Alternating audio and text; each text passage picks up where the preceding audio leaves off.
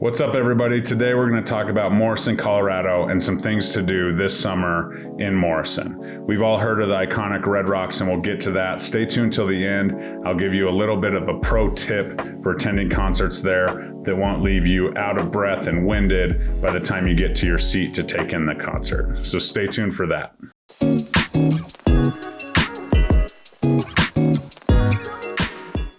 What's up, everybody? Jeremy Kane, eXp Realty here. Thanks so much for tuning in. If you would smash that subscribe button, give me a like, and definitely if you have been to Red Rocks, give me a comment of who you have seen in concert there or your favorite one. And if you haven't, who you are looking forward to or waiting to come pop up on that set list as we dive into Red Rocks, but also Morrison, Colorado, as it offers a ton to do, especially in the summer. All right, Morrison, Colorado, legitimately a 3/4 mile stretch of old buildings that have been converted into restaurants with nice patios, a couple shops, and all kinds of options there food-wise for sure, whether it's homemade ice cream, breakfast, Mexican food, Italian. There's just a ton of options in Morrison. And overall, Morrison as a residential community, there is some small offshoot suburb type feel homes in Morrison per se, but they're not necessarily in the town of Morrison. Today, we're just going to focus strictly on the town of Morrison and just the foothills beyond.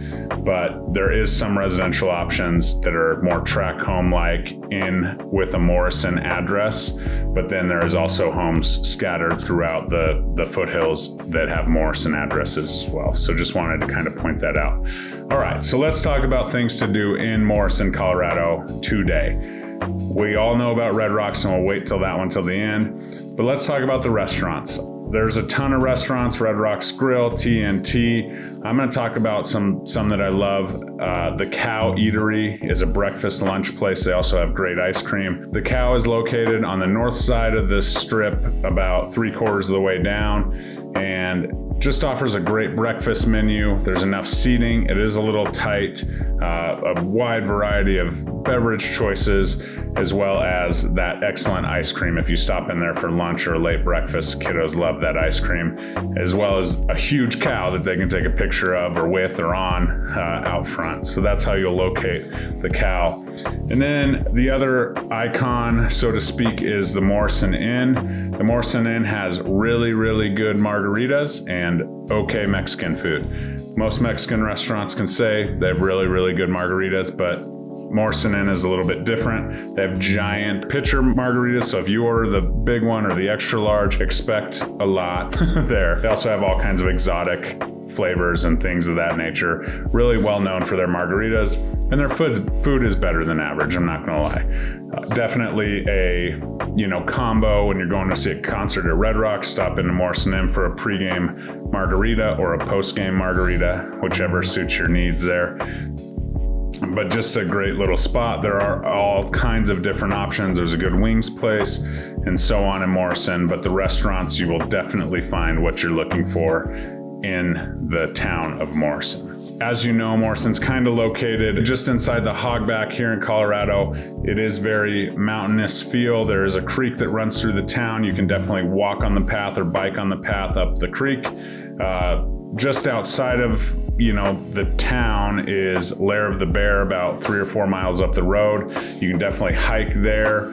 Obviously, Evergreen is beyond Morrison, so you can actually hike from Morrison to Evergreen. It's a lot of uphill, so know that. But there is a trail system that runs all the way up there, and a point on that trail system known as Lair of the Bear follows the creek all the way up through Kittredge through into Evergreen. So if that's your cup of tea, definitely mountain biking, hiking there. There's also something that maybe people don't necessarily know about is Bandimere Speedway. Most of the people and me growing up thought that they used it one time a year for Mile High Nationals, which is, a national event for drag racing. They have the big jet cars and the alcohol funny cars and all of that. Basically a grandstand on one side, a 1/4 mile drag strip to take in the races. And then there are some suites there that are pretty nice, air conditioning. I will warn you, if you're going out to Mile High Nationals or any event, they do have drag racing events, Super Chevy, high school drags, and all kinds of events throughout the summer. Make sure that if you're sitting in the grandstand, you bring some sunscreen first or whatever you use to protect yourself, and make sure you stay cool because it is an east facing and you can bake against the the grandstand there. So that's one word of wisdom. That's how they sell more beer, I guess. But the Mile High Nationals is pretty cool. I think it's even on ESPN or ESPN2. So kind of a big event, brings a ton of people to the town of Morrison. And then they also have a great fireworks show. So if you're looking for a fireworks show, definitely Bandimere has a great one. You can see, the whole front range from both Red Rocks and Bandimere. Just really good views there. Red Rocks is actually just above Bandimere. So pretty cool there. All right, so let's talk about Red Rocks. Red Rocks is an amazing place to watch a concert. Sounds great. It's more intimate. You get to see some bigger names because it's kind of a bucket list for some of the artists. They haven't played or they have played but want to go back to Red Rocks or whatever that may be. But I will tell you that it comes with sacrifice if you park in the wrong parking lot. So all the parking lots usually are below. There's one parking lot, the upper north. It's a little bit smaller than most. So if you get there early, maybe do some tailgating, take in the wonderful views and scenery. The upper north lot is where you want to go if you don't want to have legitimately a moderate to heavy workout to get into your seats, which is cool. Some people do. But I'm going to tell you, especially if you're coming from out of town, the altitude and things like that, we want you to get into the concert and see it and not just have to be taking a nap or, have to get worse, get sick from altitude sickness. So the upper north lot's where it's at. If you do the rideshare stuff, Lyft, Uber, they do drop off at the top, which is super cool sometimes. But then if you have a new driver, they're like, oh, I'm just going to drop you off here. If they drop you off at the bottom, it's legitimately, it could be a mile and a half hike straight uphill with stairs at the end. So think about that. So the hack, upper north lot, there are concerts that still offer general admission, and most venues have gone to general admission kind of being at the back or the lawn at Fiddler's Green or whatever. At Red Rocks, sometimes for certain artists, they have the front 10 to 20 rows are general admission and the top 20 rows are. If you are lucky enough to have a general admission ticket to an event, some bigger artists. I did this once with Eric Church not too long ago when he was kind of coming onto the scene. He was the headliner and, big enough, to be known. If you're in the upper north lot, there's like a big grand entrance that you'll see and kind of everyone funnels to. If you go just one exit or entrance to the east, there's a little bit of a bridge and it almost looks just like a service entrance or whatever. So it's a long catwalk that goes, up, down, and around. And if you follow that along, you will legitimately find yourself in the very front row when you get in there. So it puts you in right at the front row. It's a smaller entrance, so there's not a ton of turnstiles and things like that. As the line starts to form, you might have better success going to the main entrance. But if you get there early enough, you can definitely give them your ticket and you walk in, and it's crazy because when we did this, I still remember watching like all the people sprint down the entire bleacher section. I'm like, oh no, people are gonna get hurt.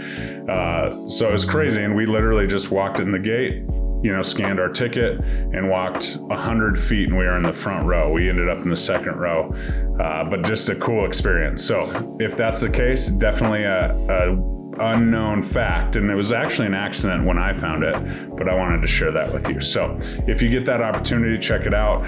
Red Rocks is also used as an extreme outdoor gym pretty much every morning of the week. You can find hundreds of people there doing crazy workouts or normal workouts, just walking the stairs, but then you have the people that are like bounding straight up the 60, 70 rows and really getting that sweat on. Push-ups, they do yoga on the rocks. At times you have to buy a ticket.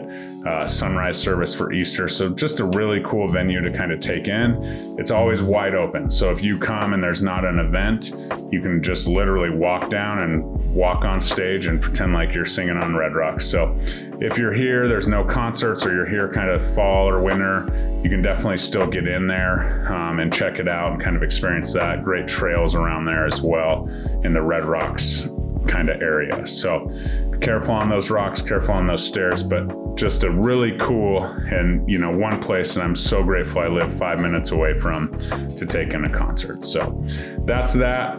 Please give me a like. Definitely comment your favorite Red Rocks concert you have been to or one that you wish to go to in the future. And I look forward to talking to you soon. Jeremy Kane, eXp Realty. Have a great day. Bye-bye.